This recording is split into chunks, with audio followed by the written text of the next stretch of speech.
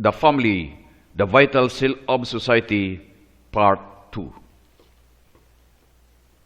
Third, the social subjectivity of the family.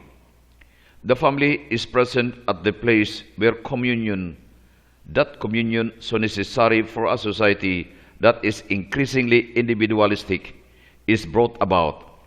It is the place where an authentic community of persons develops and grows, thanks to the endless dynamism of love, which is the fundamental dimension of human experience and which finds in the family the prevalent place for making itself known. Love causes man to find fulfillment through the sincere gift of self. To love means to give and to receive something which can be neither bought nor sold, but only given freely and mutually. It is thanks to love, the essential reality for defining marriage and the family, that every person, man and woman, is recognized and accepted and respected in its dignity. From love arise relationships live in gratuitousness, which, by respecting and fostering personal dignity in each and every one as the only basis for value, takes the form of heartfelt acceptance, encounter and dialogue, disinterested availability, generous service and deep solidarity. The existence of families living this way exposes the feelings and contradictions of a society that is, for the most part, even if not exclusively, based on efficiency and functionality. By constructing daily a network of interpersonal relationships, both internal and external, the family is instead the first and irreplaceable school of social life, an example and stimulus for the broader community relationships marked by respect, justice, dialogue, and love. Love is also expressed in the generous attention shown to the elderly who live in families. Their presence can take on great value. They are an example of connections between generations, a resource for the well-being of the family and of the whole society. Not only do they show that there are aspects of life, human, cultural, moral, and social values, which cannot be judged in terms of economic efficiency, but they can also make an effective contribution in the workplace and in leadership roles. In short, it is not just a question of doing something for older people, but also for accepting them in a realistic way as partners in shared projects at the level of thought, dialogue, and action. As the sacred scripture says, they still bring forth fruit in old age. Psalm chapter 92, verse 15. The elderly constitute an important school of life, capable of transmitting values and traditions and of fostering the growth of younger generations who thus learn to seek not only their own good, but also that of others.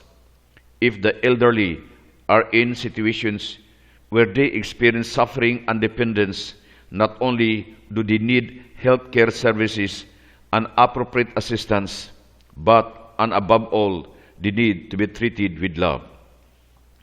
The human being is made for love and cannot live without love. When it is manifested as the total gift of the persons and their complementarities, love cannot be reduced to emotions or feelings, much less to mere sexual expression. In a society that tends more and more to relativize and trivialize the very experience of love and sexuality, exalting its fleeting aspects and obscuring its fundamental values, it is more urgent than ever to proclaim and bear witness that the truth of conjugal love and sexuality exists where there is a full and total gift of persons with the characteristics of unity and fidelity. These truths, a source of joy, hope, and life, remains impenetrable and unattainable as long as people close themselves off in relativism and skepticism. Faced with theories that consider gender identity as merely the cultural and social product of the interaction between the community and the individual, independent of personal sexual identity, without any preference to the true meaning of sexuality. The Church does not tire of repeating her teaching. Everyone, man and woman, should acknowledge and accept his sexual identity. Physical, moral, and spiritual difference and complementarities are oriented towards the goods of marriage and the flourishing of family life. The harmony of the couple and of society depends in part on the way in which the complementarities, needs, and mutual support between the sexes are lived out. According to this perspective, it is obligatory that positive law be conformed to the natural law, according to which sexual identity is indispensable because it is the objective condition for forming a couple in marriage. The nature of conjugal love requires the stability of the married relationship and its indissolubility. The absence of these characteristics compromises the relationship of exclusive and total love that is proper to the marriage bond, bringing great pain to the children and damaging repercussions also on the fabric of society. The stability and indissolubility of the marriage union must not be entrusted solely to the intention and effort of the individual persons involved. The responsibility for protecting and promoting the family as a fundamental natural institution, precisely in consideration of its vital and essential aspects, falls to the whole of society.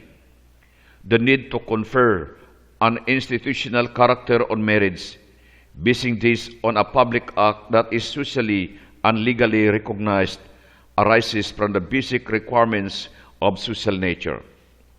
The introduction of divorce into civil legislation has fueled a relativistic vision of the marriage bond and is broadly manifested as it becomes truly a plague on society.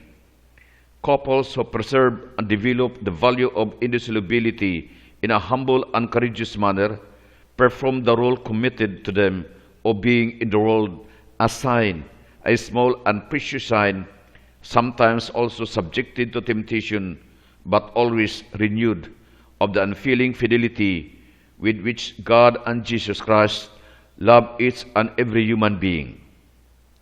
The Church does not abandon those who have remarried after a divorce. She prays for them and encourages them in the difficulties that they encounter in their spiritual life, sustaining them in faith and in hope. For their part, these persons, insofar as they are baptized, can and indeed must participate in the life of the Church. They are exhorted to listen to the Word of God, to attend the sacrifice of the Mass, to persevere in prayer, to perform acts of charity, and take part in community projects for justice and peace, to raise the children in faith, and to nurture a spirit of penitence and works of penance in order to beseech day after day the grace of God. Reconciliation in the sacrament of penance, which opens the way to the sacrament of the Eucharist, can only be given to those who, after repenting, are sincerely disposed to a new form of life that is no longer in contradiction with the indissolubility of marriage. Acting in this fashion, the Church professes her fidelity to Christ and to His truth. At the same time, she shows a maternal spirit to her children, especially those who, though no fault of their own, have been abandoned by their legitimate spouse. With a steadfast trust, she believes that even those who have turned away from the Lord's commandment and continue to live in that state can obtain from God the grace of conversion and salvation if they persevere in prayer, penance, and charity. De facto unions, the number of which is progressively increasing, are based on a false conception of an individual's freedom to choose, and on a completely privatistic vision of marriage and family. Marriage is not a simple agreement to live together but a relationship with a social dimension that is unique with regards to all other relationships, since the family, attending as it does to caring for and educating children, and is the principal instrument for making each person grow in an integral manner and integrating him positively into social life. Making de facto unions legally equivalent to the family would discredit the model of the family, which cannot be brought about in a precious relationship between persons, but only in a permanent union originating in marriage, that is, in a covenant between one man and one woman, founded on the mutual and free choice that entails full conjugal communion oriented towards procreation. Connected with de facto unions is the particular problem concerning demands for the legal recognition of unions between homosexual persons, which is increasingly the topic of public debate. Only an anthropology corresponding to the full truth of the human person can give an appropriate response to this problem with its different aspects on both the societal and ecclesial levels. The light of such anthropology reveals how incongruous is the demand to accord marital status to unions between persons of the same sex. It is opposed, first of all, by the objective impossibility of making the partnership fruitful through the transmission of life according to the plan inscribed by God in the very structure of the human being. Another obstacle is the absence of the condition for that interpersonal complementarity between male and female willed by the Creator as both the physical, biological, and the eminently psychological levels. It is only in the union of two sexually different persons that the individual can achieve perfection in a synthesis of unity and mutual psychophysical completion. Homosexual persons are to be fully respected in their human dignity and encouraged to follow God's plan with particular attention in the exercise of chastity. This duty, calling for respect, does not justify the legitimization of behavior that is not consistent with moral law. Even less does it justify the recognition of a right to marriage between persons of the same sex and its being considered equivalent to the family. If from the legal standpoint, marriage between man and a woman were to be considered just one possible form of marriage, the concept of marriage would undergo a radical transformation with grave detriment to the common good. By putting homosexual unions on a legal plane analogous to that of marriage and the family, the state acts arbitrarily and in contradiction with its duties. The solidarity of the family nucleus is a decisive resource for the quality of life in society. Therefore, the civil community cannot remain indifferent to the destabilizing tendencies that threaten its foundations at the very roots. Although legislation may sometimes tolerate morally unacceptable behavior, it must never weaken the recognition of indissoluble monogamous marriage as the only authentic form of the family. It is therefore necessary that the public authorities resist these tendencies which divide society and are harmful to the dignity, security, and welfare of the citizens as individuals, and they must try to ensure the public opinion is not led to undervalue the institutional importance of marriage and the family. It is the task of Christian community and of all who have the good of society at heart to reaffirm that the family constitutes much more than a mere juridical, social, and economic unit, a community of love and solidarity which is uniquely suited to teach and transmit cultural, ethical, social, spiritual, and religious values essential for the development and well-being of its own members and of society. Conjugal love is by its nature open to the acceptance of life, the dignity of the human being, called to proclaim the goodness and fruitfulness that come from God is eminently revealed in the task of procreation. Human fatherhood and motherhood, while remaining biologically similar to that of other living beings in nature, contain in an essential and unique way a likeness to God, which is the basis of the family as a community of human life, as a community of persons united in love, communion personarum. Procreation expresses the social subjectivity of the family and sets in motion a dynamism of love and solidarity between the generations upon which society is founded. It is necessary to rediscover the social value of that portion of the common good inherent in each new human being. Every child becomes a gift to its brothers and sisters, parents, and entire family. Its life becomes a gift for the very people who are givers of life and who cannot help but feels its presence, its sharing in their life, and its contribution to the common good and to that of the community of the family. The family founded of marriage is truly the sanctuary of life, the place in which life, the gift of God, can be properly welcomed and protected against the many attacks to which it is exposed and can develop in accordance with what constitutes authentic human growth.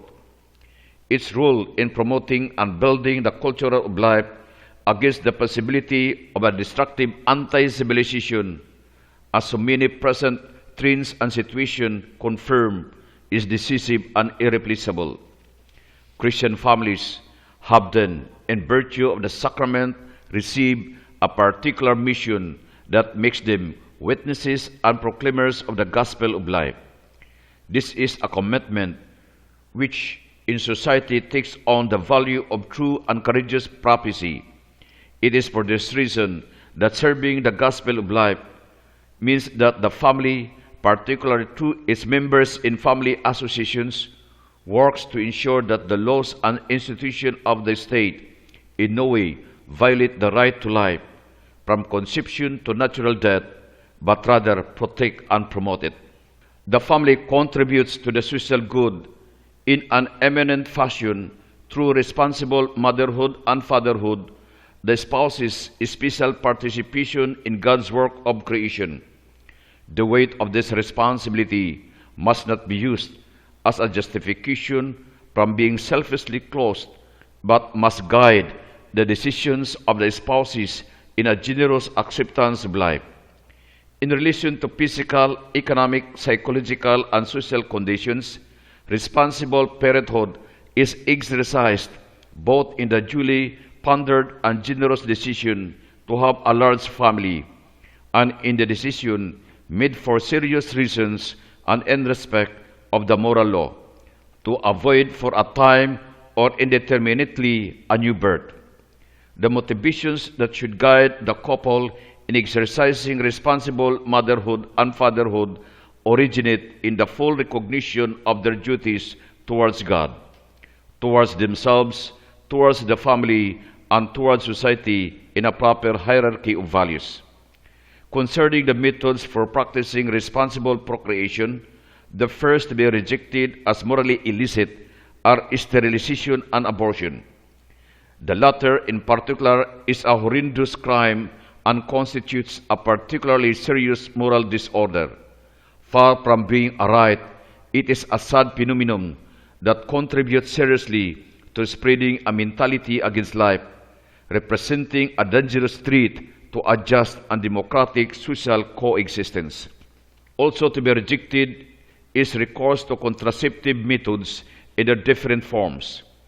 This rejection is based on a correct and integral understanding of the person and human sexuality, and represents a moral call to defend the true development of peoples.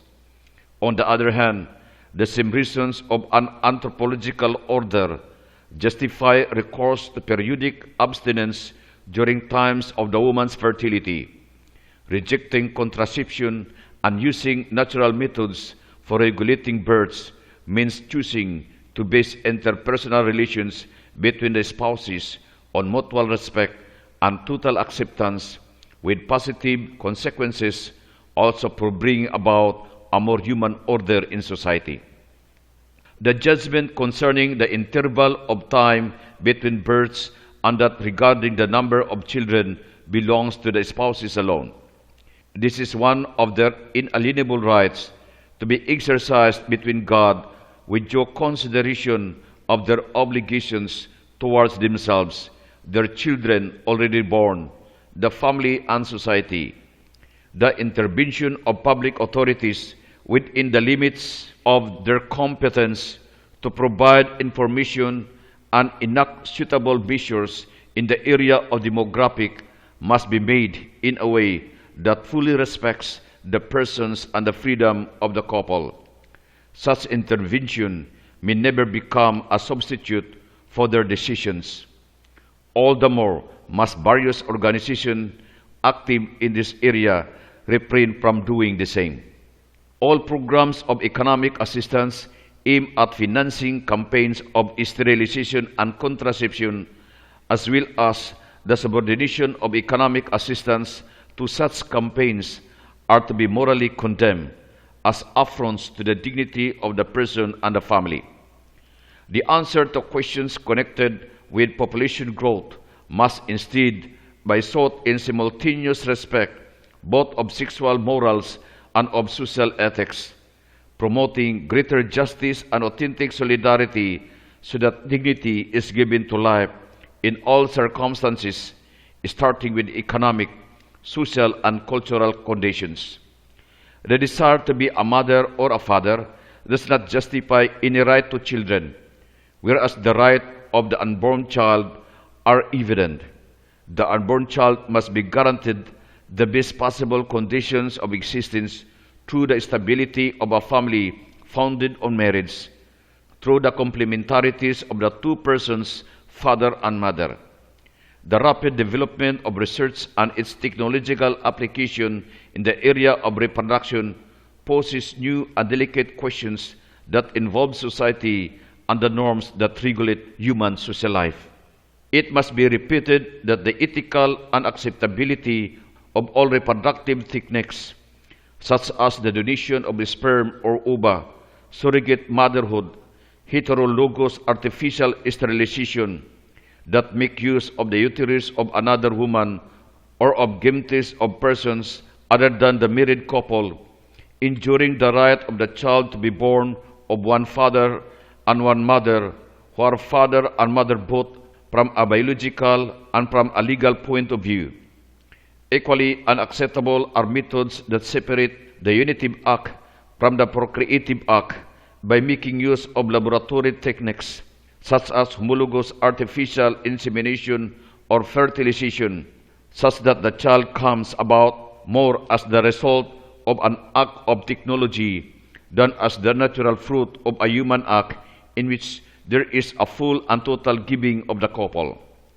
Avoiding recourse to different forms of so-called assisted procreation that replace the marriage act means respecting, both in the parents and in the children, that they intend to generate the integral dignity of the human person.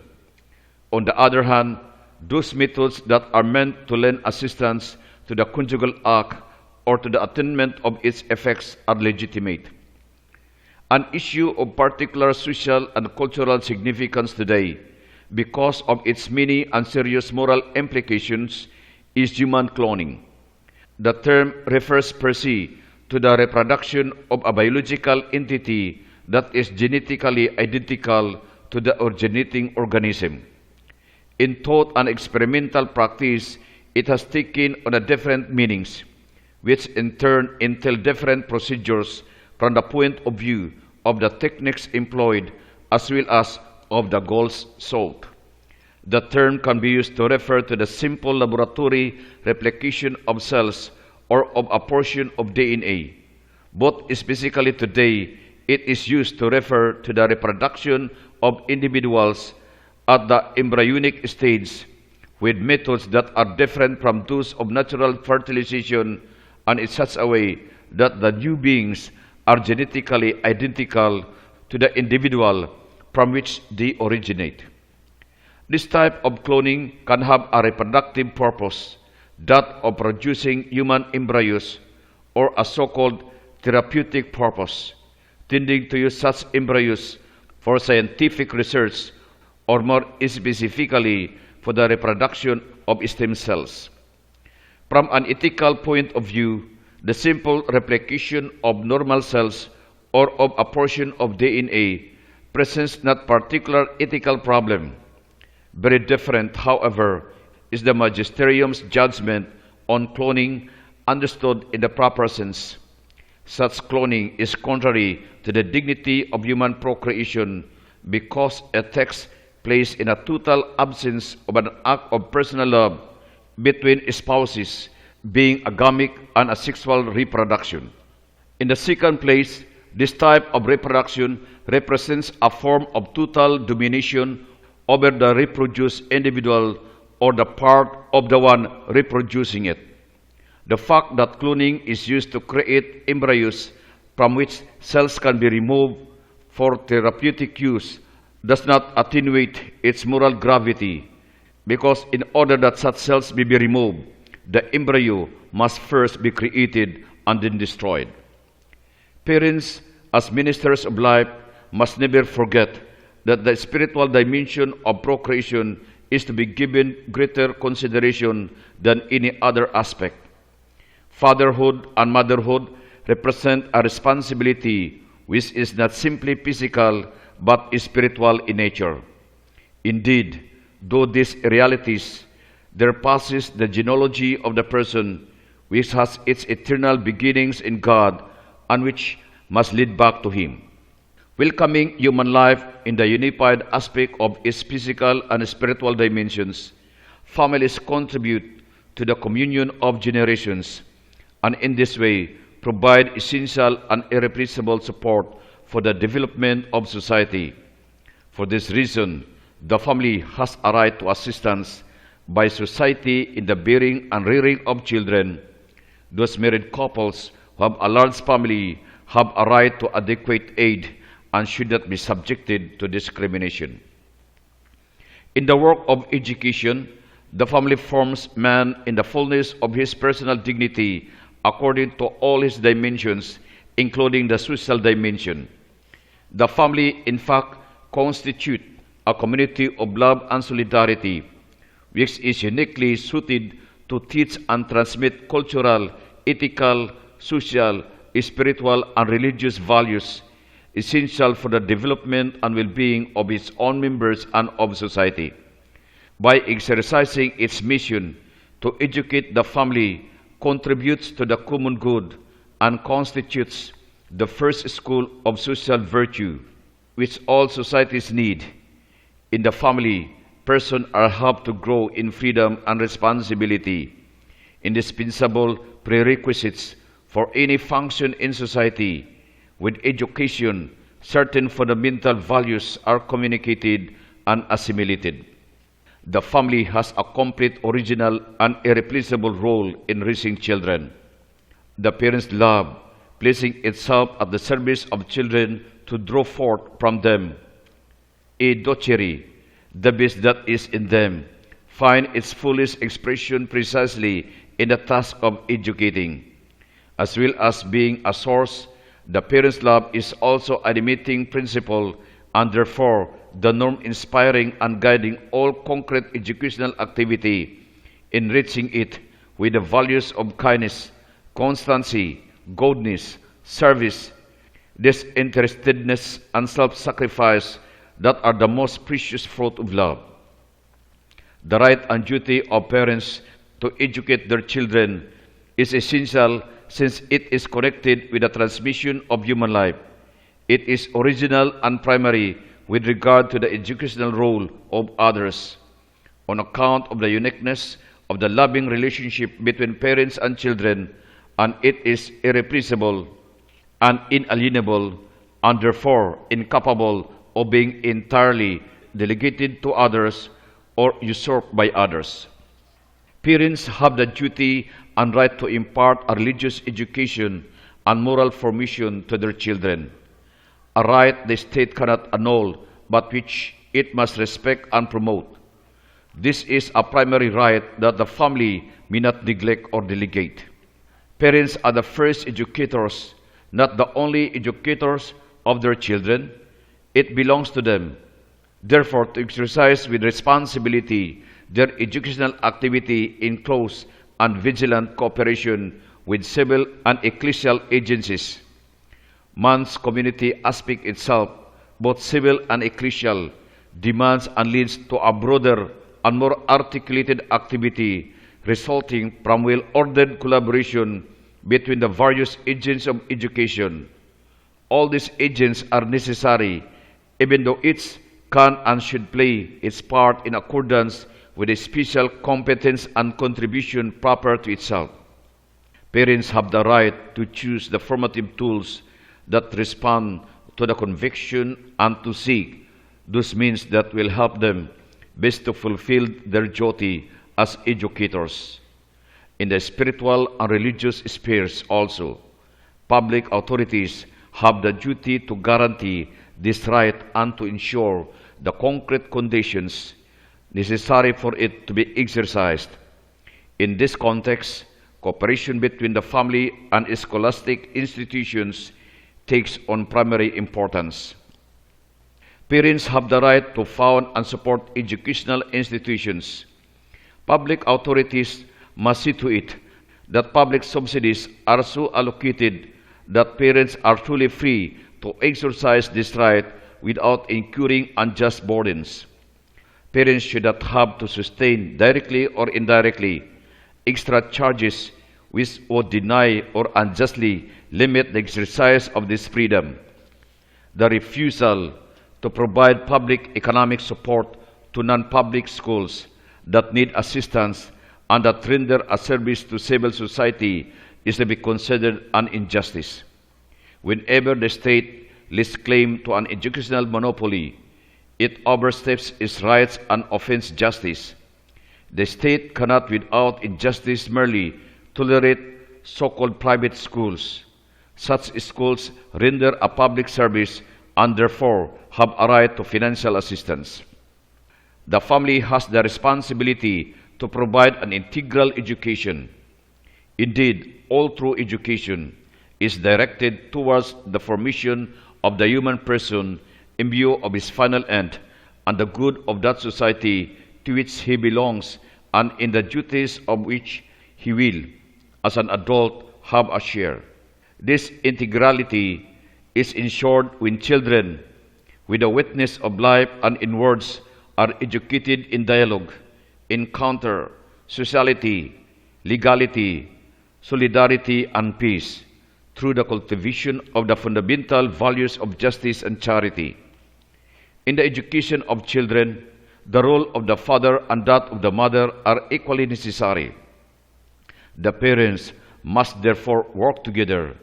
They must exercise authority with respect and gentleness, but also, when necessary, with firmness and vigor. It must be credible, consistent, and wise, and always exercised with a view to children's integral good. Parents have then a particular responsibility in the area of sexual education. It is of fundamental importance for the balanced growth of children that they are taught in an orderly and progressive manner the meaning of sexuality and that they learn to appreciate the human and moral values connected with it. In view of the close links between the sexual dimension of the person and his or her ethical values, education must bring the children to a knowledge and of respect for moral norms as the necessary and highly valuable guarantee for responsible personal growth in human sexuality. Parents have the obligation to inquire about the methods used for sexual education in educational institutions in order to verify that such an important and delicate topic is dealt with properly. The Church social doctrine constantly points out the need to respect the dignity of children. In the family, which is a community of persons, especially attention must be devoted to the children by developing a profound esteem for their personal dignity and a great respect and generous concern for their rights. This is true for every child, but it becomes all the more urgent the smaller the child is and the more it is in need of everything when it is sick, suffering, or handicapped. The rights of children must be legally protected within juridical systems. In the first place, it is necessary that the social value of childhood be publicly recognized in all countries. No country on earth, no political system can think of its own future otherwise than through the image of these new generations that will receive from their parents the manifold heritage of values, duties, and aspirations of the nation to which they belong and of the whole human family. The first right of the child is to be born in a real family, a right that has not always been respected and that today is subjected to new violations because of developments in genetic technology. The situation of a vast number of the world's children is far from being satisfactory due to the lack of favorable conditions for their integral development, despite the existence of a specific international juridical instrument for protecting their rights, an instrument that is binding on practically all members of the international community. These are conditions connected with the lack of health care or adequate food supply, little or no possibility of receiving a minimum of academic formation, or inadequate shelter. Moreover, some serious problems remain unsolved. Trafficking in children, child labor, the phenomenon of street children, the use of children in armed conflicts, child marriage, the use of children for commerce in pornographic material, also in the use of the most modern and sophisticated instruments for social communication. It is essential to engage in a battle at the national and international levels against the violations of the dignity of boys and girls caused by sexual exploitation, by those caught up in pedophilia, and by every kind of violence directed against these most defenseless of human creatures. These are criminal acts that must be effectively fought with adequate preventive and penal measures by the determined action of the different authorities involved. Fourth, the family as active participant in social life. The social subjectivity of the family, both as a single unit and associated in a group, is expressed as well as in the demonstration of solidarity and sharing not only among families themselves, but also in the various forms of participation in social and political life. This is what happens when the reality of the family is founded on love. Being born in love and growing in love, solidarity belongs to the family as a constitutive and structural element. This is a solidarity that can take on the features of service and attention to those who live in poverty and need, to orphans, the handicapped, the sick, the elderly, to those who are in mourning, to those with doubts, to those who live in loneliness or who have been abandoned. It is a solidarity that opens itself to acceptance, to guardianship, to adoption. It is able to bring every situation of distress to the attention of institutions so that, according to their specific competence, they can intervene. Far from being only objects of political action, families can and must become active subjects, working to see that the laws and institutions of the state not only do not offend, but support and positively defend the rights and duties of the families. Along these lines, families should grow in awareness of being protagonists of what is known as family politics and assume responsibility for transforming society. To this end, family associations must be promoted and strengthened. Families have the right to form associations with other families and institutions in order to fulfill the family's role suitably and effectively, as well as to protect the rights, foster the good, and represent the interests of the family. On the economic, social, juridical, and cultural levels, the rightful role of families and family associations must be recognized in the planning and development of programs which touch on family life. The relationship existing between the family and economic life is particularly significant. On one hand, in fact, the economy, household management, was born from domestic work. The home has been for a long time, and in many regions still is, a place of production and the center of life. The dynamism of economic life, on the other hand, develops with the initiative of people and is carried out in the manner of concentric circles, in ever broader network of production and exchange of goods and services that involves families continuously increasing measure. The family, therefore, must rightfully be seen as an essential agent of economic life, guided not by the market mentality, but by the logic of sharing and solidarity among generations. Family and work are united by a very special relationship. The family constitutes one of the most important terms of reference for shaping the social and ethical order of human work. This relationship has its roots in the relation existing between the person and his right to possess the fruit of his labor, and concerns not only the individual as a singular person, but also as a member of a family, understood as a domestic society. Work is essential insofar as it represents the condition that makes it possible to establish a family, for the means by which the family is maintained are obtained through work. Work also conditions the process of personal development, since a family afflicted by unemployment runs the risk of not fully achieving its end. The contribution that a family can make to the reality of work is valuable and in many instances irreplaceable.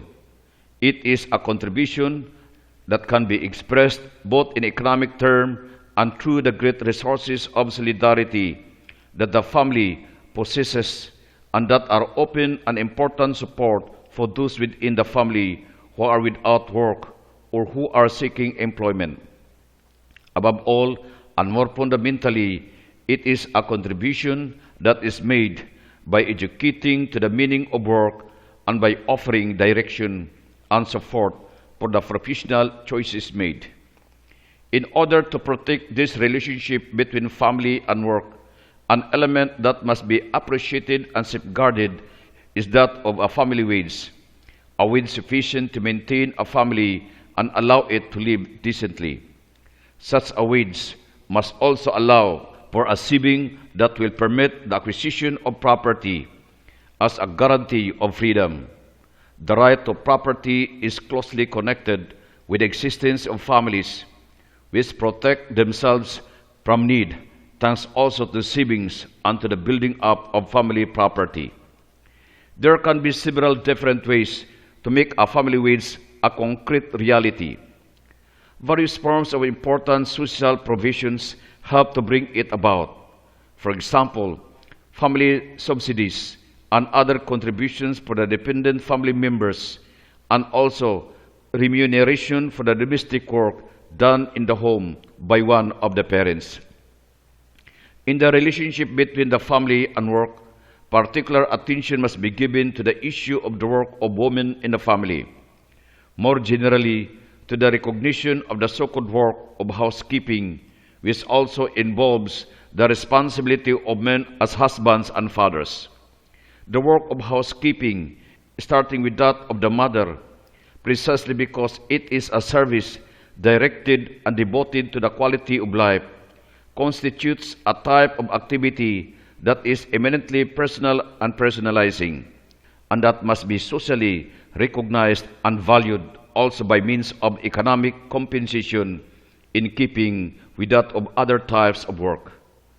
At the same time, care must be taken to eliminate all the obstacles that prevent a husband and wife from making free decisions concerning their procreative responsibilities, and in particular, those that do not allow women to carry out their maternal role fully.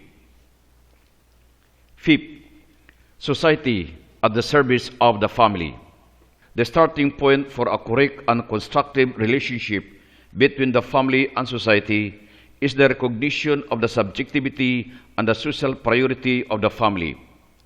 Their intimate relationship requires that society should never fail in its fundamental task of respecting and fostering the family.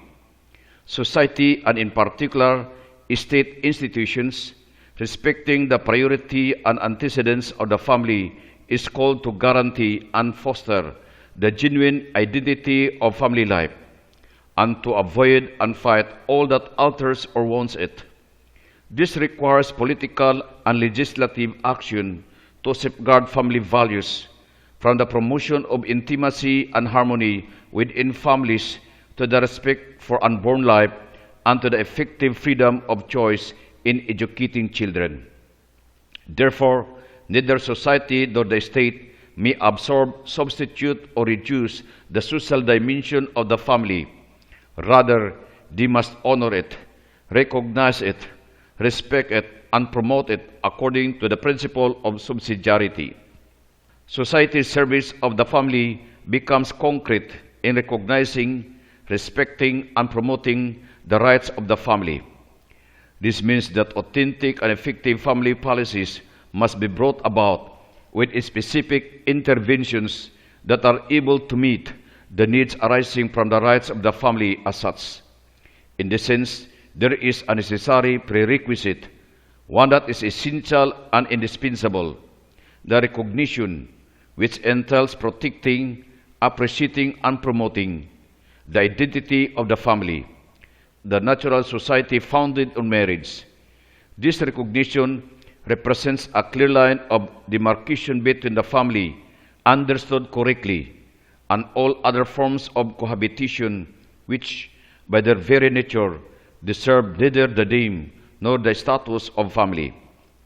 The recognition on the part of civil society and the state of the priority of the family over every other community and even over the reality of the state means overcoming merely individualistic conceptions and accepting the family dimension as the indispensable cultural and political perspective in the consideration of persons. This is not offered as an alternative, but rather as a support and defense of the very rights that people have as individuals. This perspective makes it possible to draw up normative criteria for a correct solution to the different social problems, because people must not be considered only as individuals, but also in relation to the family nucleus to which they belong, the specific values and needs of which must be taken into due account.